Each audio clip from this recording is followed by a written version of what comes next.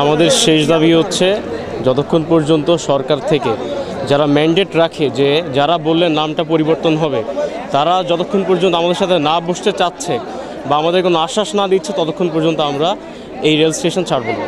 আচ্ছা, আমাদের দাবিটা হচ্ছে আমাদের বিশ্ববিদ্যালয়ের যে স্টেক হোল্ডার আছে, ছাত্র, শিক্ষক এবং প্রশাসন যারা আছে সবাই আমাদের সাথে একমত যে আমাদের বিশ্ববিদ্যালয়ের নাম বাংলাদেশ ডিজিটাল ইউনিভার্সিটি আমরা চাই। এই জন্য আমরা রুট লেভেল প্রশাসন থেকে শুরু করে সর্বোচ্চ প্রশাসন পর্যন্ত আমরা অবহিত করছি।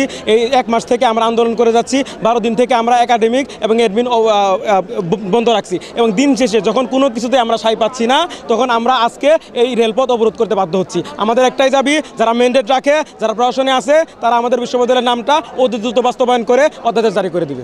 আমরা এখানে হুট করে আসিনি, এর আগেও গত 12ই ফেব্রুয়ারি আমাদের বিশ্ববিদ্যালয়ের নাম গাজীপুর ডিজিটাল ইউনিভার্সিটি করে অধ্যাদেশ জারি করা হয়।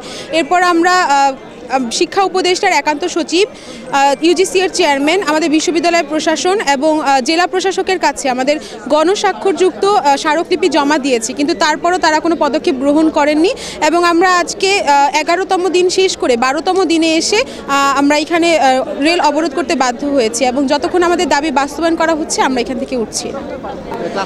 আসলে আমরা তো ক্লাসে ফিরতে চাই। যে শিক্ষার্থীরা এখানে এই বিশ্ববিদ্যালয়ে এমন শিক্ষার্থী পড়ে যারা 2020 সালে এইচএসসি পাস করছে, এটা 25 সালে এখন আমরা 3rd ইয়ার পার করতে পারি নাই।